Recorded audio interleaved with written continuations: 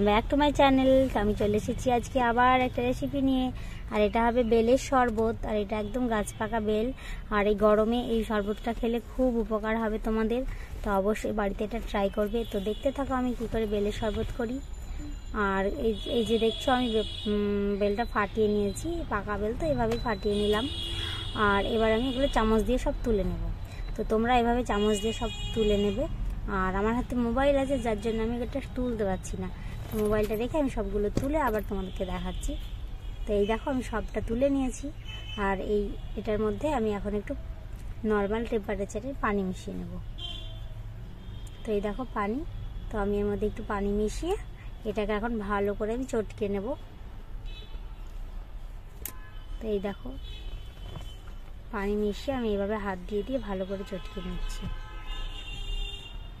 এইভাবে যদি আমি যেভাবে মানে বেলের শরবতটা করছি এভাবে যদি করো, বাচ্চারাও সুন্দর খেয়ে নেবে।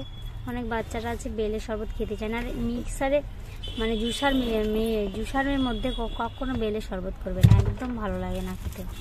কিন্তু এইভাবে করলে খুবই সুন্দর লাগে খেতে। তো এই দেখো আমি ছিবড়েগুলো কি সুন্দর হয়ে বেরিয়ে গেছে। আর এবার আমি একটা তোমার স্টিলের যে ঝুড়িগুলো হয় তোমাদের বাড়িতে নিশ্চয় আছে, সেগুলোতে আমি এটাকে ছেঁকে নেব। তাহলে ছিবড়েগুলো আলাদা হয়ে একদম ধরে নেবে। আর তলে একটা বাটি দিয়েছি যাতে বেলের যে রস আছে ওগুলো পড়ে যাবে এর মধ্যে। তো এই দেখো এটা একদম গাঢ় গাঢ় হয়েছে। তো এর মধ্যে পরে জল মিশাবো আর কি। তো এই দেখো ভালোভাবে আমি চটকে নিচ্ছি, মানে যেটুকু আছে সবগুলোই তাহলে পড়ে যাবে, যেটুকু বেল আছে। তো এই দেখো ছিবড়েগুলো খুব সুন্দর হয়ে আলাদা হয়ে যায়। আর এর ওপর থেকে তোমরা একটু পানিও দিয়ে দিতে পারো, তাহলে আরও মানে যেটুকু আছে সেটুকু একদম মানে ধুয়ে ছিবড়ে থেকে ধুয়ে একদম বাটিতে পড়বে।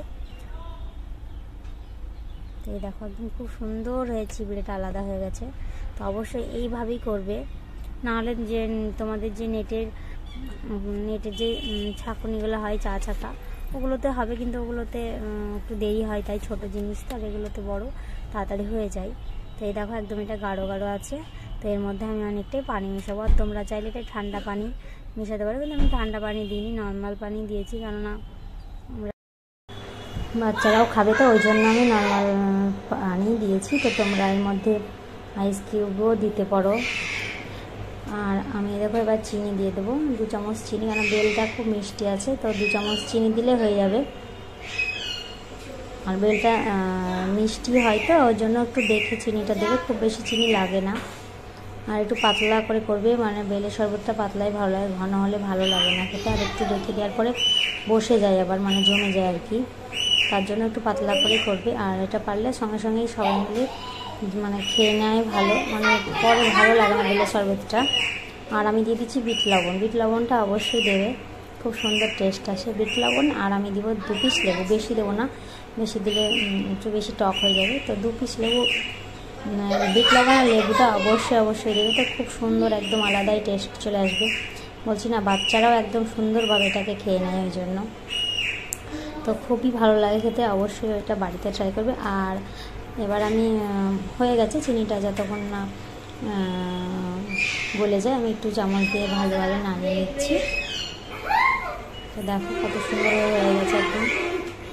আর একটুও কিচ্ছু তো মানে ছিবড়ে আটা যে একটা কেমন লাগে ওটা একদমই বুঝতে পারবে না। তো আমি এটা এবার গ্লাসে ঢেলে নেব। তো দেখো আমার 4 গ্লাস মতো হবে এটা একটা বেলে, মানে পানি টানি মিশিয়ে এটা 4 গ্লাস হবে। আর এটা খুব সুন্দর হয়েছিল খেতে, তো অবশ্যই বাড়িতে ট্রাই করবে। আর এর মধ্যে আমি একটু শেষে দেবো চাট মশলা, ওপর থেকে একটু দিয়ে দেবো। তো এটা চাট মশলাটা দেওয়াতে এটা খুব সুন্দর একটা ফ্লেভার চলে আসে। তো এটা খুবই সুন্দর লাগে খেতে, অবশ্যই এইভাবে ট্রাই করবে আমি যেমনভাবে করেছি। আশা করি তোমাদের ভালো লাগবে। তো দেখা হবে নেক্সট কোনো ভিডিওতে। আজকের জন্য টাটা।